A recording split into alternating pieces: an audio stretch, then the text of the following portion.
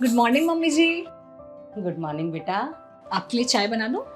अरे नहीं, चाय बना के पी ली मैंने।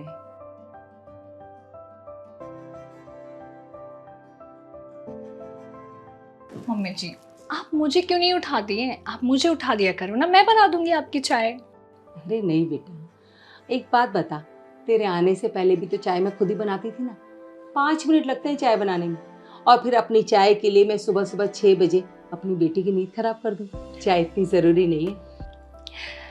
मेरी और संजू की शादी को मुश्किल से 20 दिन हुए होंगे, और आप मुझे इतना प्यार कर रही हैं, मेरी इतनी देखभाल कर रही हैं, शायद मेरी अपनी मम्मी ने भी नहीं की होगी शादी से पहले। और आपको पता है, शादी से पहले सास का नाम सुन के ही मेरे को डर लग जाता था, क्योंकि आज तक मैंने सास के बारे में जितना भी सुना था या देखा था वो सब नेगेटिव था। पर आपने तो सास की डेफिनेशन ही बदल दी मेरे लिए।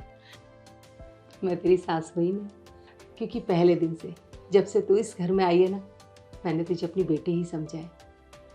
और बेटा, मैं जानती हूँ कि बहू को नए घर में आके ना बहुत कुछ झेलना पड़ता है, और मैं नहीं चाहती कि मेरी बहू को भी ना इस घर में कोई परेशानी झेलनी पड़े।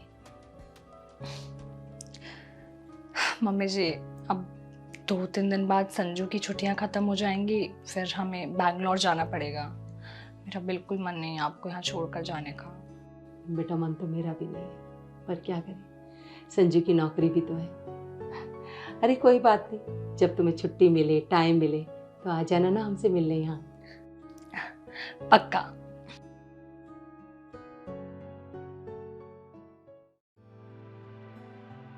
हो गई टिकट फिर? हाँ। नेक्स्ट कब आना है? जैसे छुट्टी मिलेगी आ जाएंगे। बेटा, जल्दी प्रोग्राम बनाना आने का है। दिमाग खराब हो गया क्या तेरा? क्या हुआ? क्या हुआ? तुझे नहीं पता कि मैं बगैर चीनी की चाय पीता हूं? जी तो करता है कि चाय उठा के तेरे मुंह पर मारूं। मरना है क्या मेरे हाथों से? वो गलती हो गई, बिना चीनी की चाय निकालना भूल गई आपकी। मैं दोबारा बनाकर लाती हूँ। दोबारा?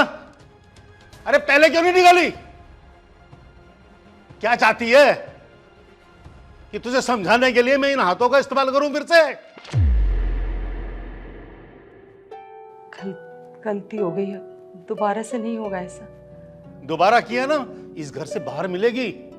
ठिकाना ढूंढ लेना अपना कोई दूसरा फिर।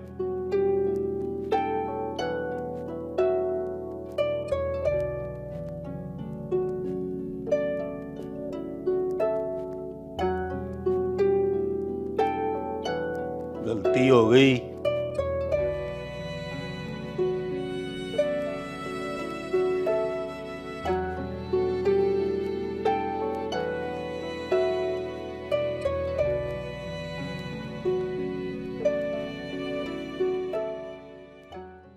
मम्मी जी, क्या था ये, वो भी इतनी सी बात के लिए? अरे कोई बात नहीं बेटा, 27 साल हो गए ये सब झेलते हुए। अब तो आदत सी हो गई है मुझे। और आज तो फिर भी कोई गलती हुई थी। मैंने तो इससे भी छोटी चीज़ों के लिए मार खाई, कभी बेल्टों से, कभी हाथों से, कभी लातों से, और न जाने किस किस चीज़ से। अब ये सब झेलने की ना आदत पड़ गई है मुझे। पर मम्मी जी, आप जैसी इतनी अच्छी औरत के साथ कोई ऐसे कैसे कर सकता है? और संजू संजू ने क्यों कुछ नहीं बोला? क्या बोलेगा वो? बचपन से ये सब देखता आ रहा है। तब छोटा था, डर जाता था, और अब शायद मन में ये बात बैठ गई है कि मैं कुछ नहीं कर सकता। पर माँ जी, ये तो गलत है ना, इतनी सी बात के लिए इतना जलील करना, इतना सुनाना। छोड़ बेटा, पूरी जिंदगी निकल गई ये सब झेलते हुए। अरे 2-4 साल और बचे हैं, वो भी निकल ही जाएंगे। और सच कहूं, मैं नहीं चाहती कि तुझे कभी कोई भी दुख पहुंचे। मैं नहीं चाहती कि किसी भी औरत को वो सब झेलना पड़े जो मैंने झेला है। अच्छा छोड़िए सब, 20-25 दिन तुम लोगों के साथ कैसे निकल गए मुझे तो पता ही नहीं चला। वहां जाके मुझे भूल तो नहीं जाएगी ना? आपको कोई कैसे भूल सकता है?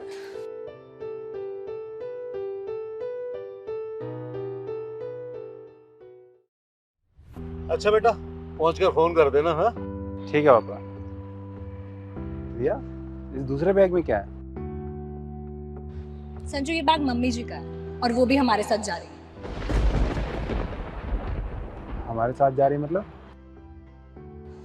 मतलब ये कि अब वो यहाँ नहीं रहेंगी, वो हमारे साथ ही रहेंगी। जिस घर में उनकी जरा सी भी इज्जत ना हो और जरा सी चीनी डालने के ऊपर उनको सबके सामने जलील कर दिया जाए, मैं नहीं चाहती कि वो ऐसे घर में रहे। और संजू, ये पहली बार नहीं था। जब से उनकी शादी हुई है ना, वो यही सब झेल रही है। और गुस्सा तो मुझे तुम पे आ रहा है कि तुम अपनी माँ का स्टैंड नहीं ले पाए। और पापा जी क्या बोल रहे थे आप? कि आगे से ऐसा हो तो दूसरा ठिकाना ढूंढ लेना। दूसरा ठिकाना ढूंढने की जरूरत नहीं है। उनके पास दूसरा ठिकाना है जहाँ उनको बहुत प्यार और इज्जत से रखा जाएगा। इनके रहते रहते तो आपको इनकी कदर हुई नहीं, शायद इनके जाने के बाद हो जाए। ये कहीं नहीं जाने वाले। माँ हमारे साथ ही जाएगी पापा। ये तू बोल रहा है? और इसे तो 4 दिन हुए आए हुए, तो इसकी भाषा बोलने लग गया। भले ही उसको 4 दिन हुए पापा आए हुए, लेकिन उसने वो कर दिया जो मैं पिछले 25 साल में नहीं कर पाया। मेरी माँ के लिए स्टैंड लिया उसने। और माँ जी हमारे साथ ही जाएगी। चलिए माँ जी, ध्यान रखना अपना।